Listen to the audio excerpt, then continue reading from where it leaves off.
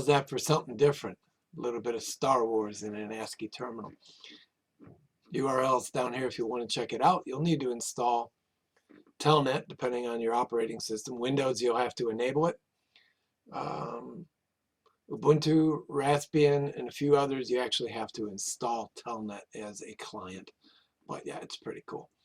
Anyway, from the bench, it's Tech Tuesday. It's, the boys are waiting on some parts to come in, and they asked if I would wait until next week to continue with the bench computer build. So yeah, we'll wait. Kind of put me at a shortfall for subject matter today, but I figured we'll jump ahead a little bit and just talk about software-defined radios here in a little bit. Over on the bench, I can just show you a couple different ones and kind of my path playing with them. I still have not invested tons of money in SDR like a lot of people have. I tend to stick with the less expensive receivers. They're a little bit more fun. They require a lot less configuration. I do have one right here, this black box you can see. So this is my little Sony shortwave receiver, and down below it is an Alinco that can be shortwave or software controlled through its IQ signals. Another totally down the road video, but yeah, we'll talk about that a little bit today. For right now, do we want to continue watching Star Wars, or do we want to go over and work on the bench? Oh, there's the radio running. There's Star Wars.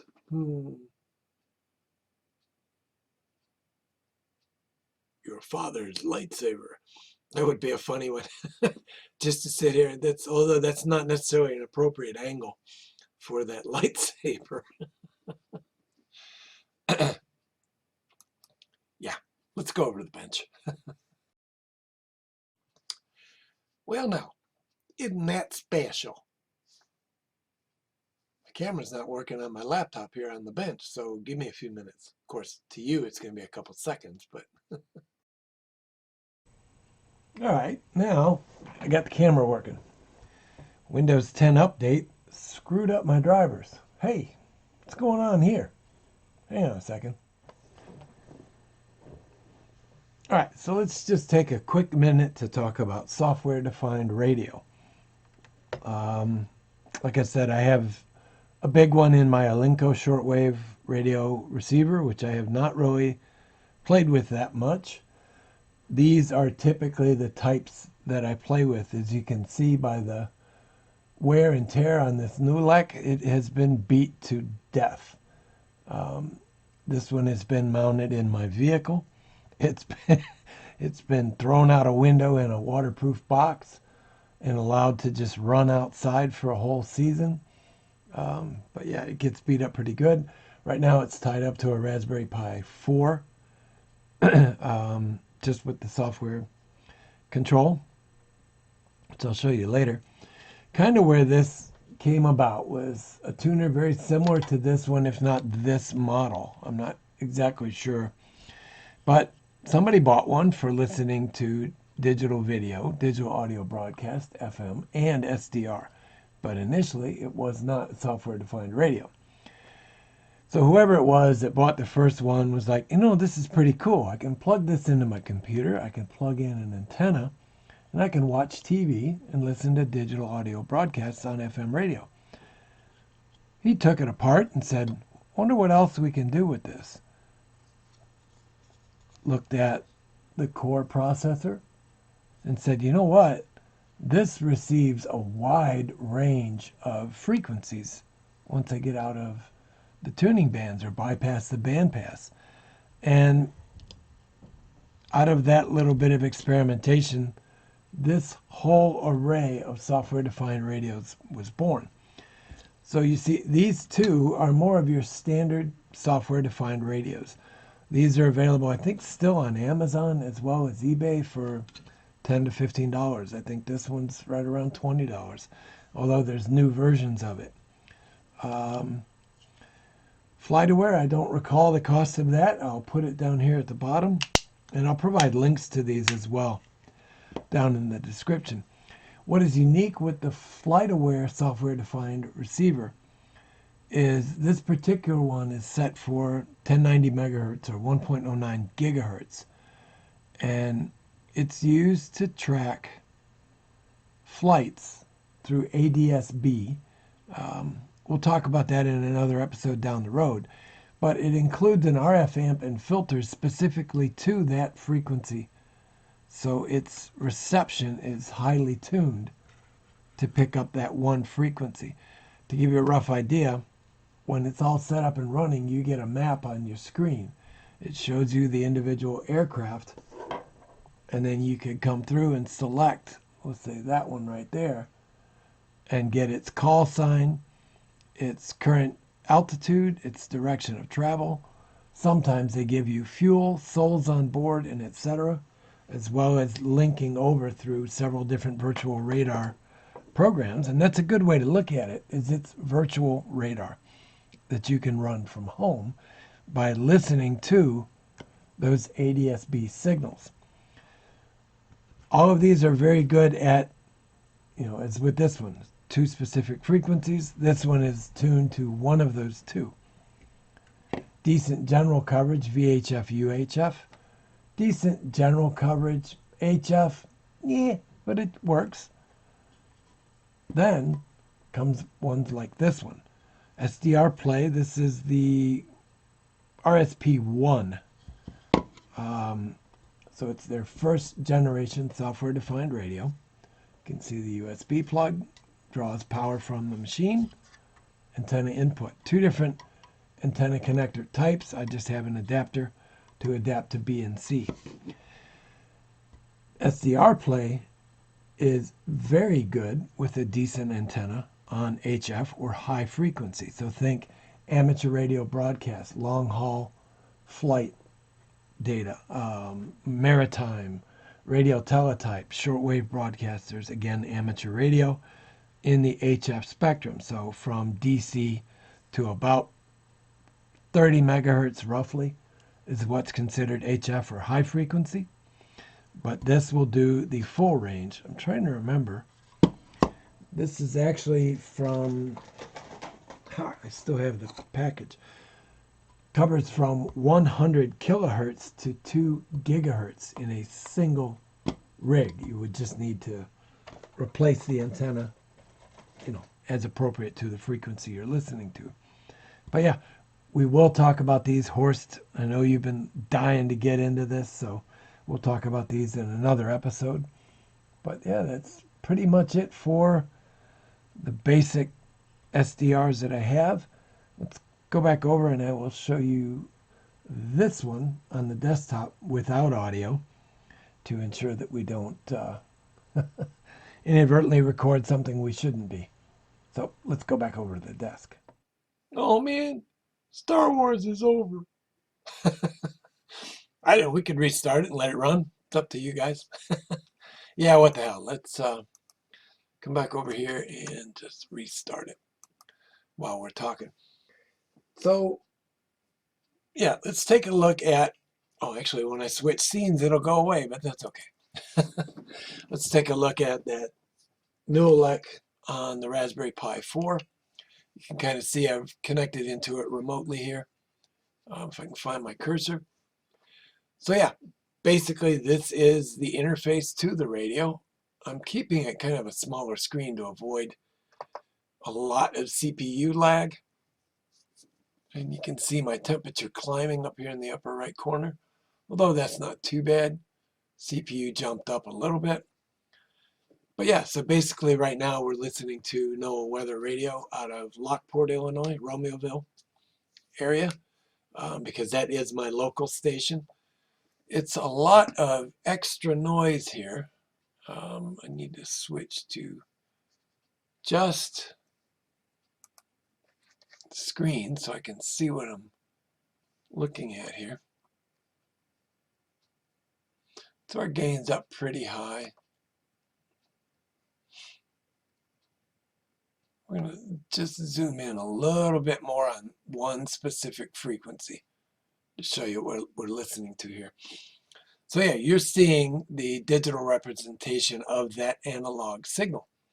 And the peak is the optimal tune, although this is technically 162.425 megahertz. I have a little bit of an offset problem I'm trying to work on. I don't recall having this problem in the past, but it may just be something I need to work on. I would love to be able to do the audio here, but I can't. So yeah, you just kind of tune around, and I've lost my frequency there because I hit the wrong button. There we go. So now we're back to centered, and we'll zoom back in on our frequency. So I'm trying to figure out easy ways to talk about this without getting too technical, at least off the bat. So what you can see is our center frequency right here. And again, we're offset a little bit. This should be 425. But if I go up here and jump up to 425, you can see we're offset. So I've got some drift going on. I'm not sure exactly what it is just yet.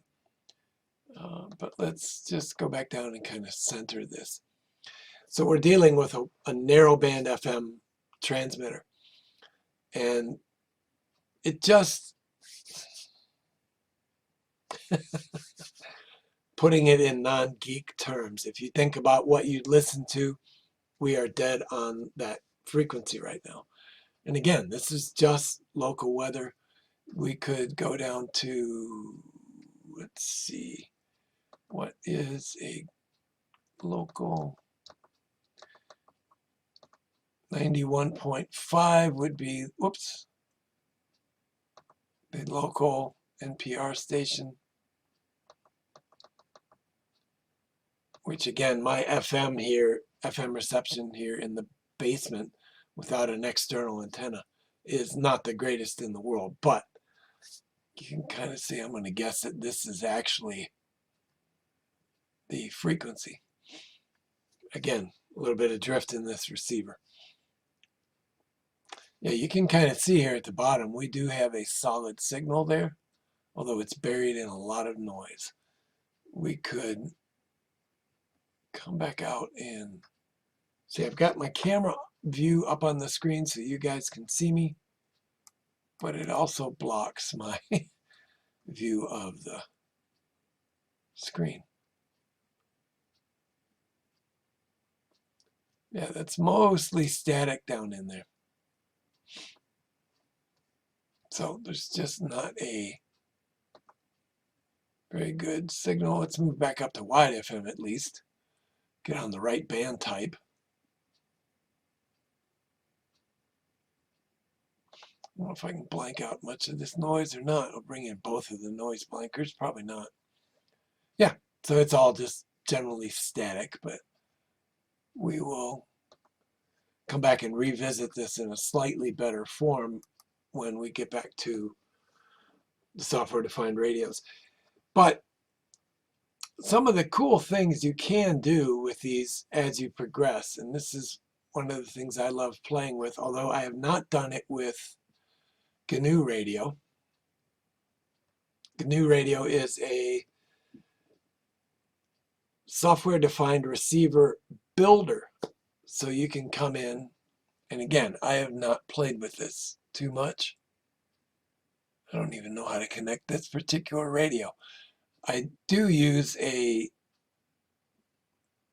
different type of radio builder, but that is a licensed piece of software. What you guys would use here is cheaper because it's free. It's FOSS, free and open source software. But yeah, again, we'll talk about these. But here you could build, so you saw the GQRX program that we closed. You could build something very similar as far as controlling the radio. You can see we have our control, right? Digital television type frequencies, audio equalizers, file operations, so we could store, packet operators, NOAA weather, networking tools. It's interesting. I've not actually played with.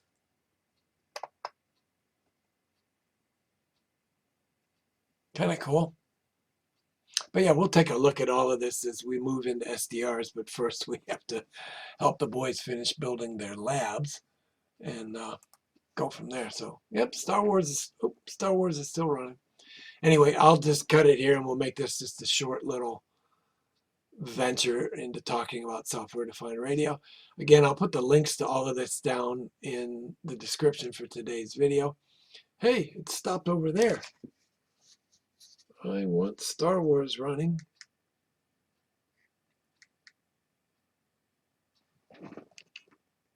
Over there.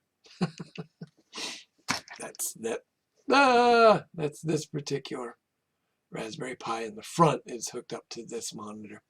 Oh yeah, somebody asked about these LEDs. They're not connected to anything. It's just a blinker. I threw them in a glass cube because I kind of liked the way it looked, you know. It reminded me of the old school TV computers, like on some of the, I don't know, some of the old sci-fi shows always had a goofy little screen like that, and it was supposed to be the computer's brain or whatever. So it's always kind of reminiscent of that. Anyway, that's it for today, guys. We'll see you soon. Be good, be well, wear a mask, stay smart, be strong, stay mighty, and I'll see you guys in a couple days. Bye-bye. Have a great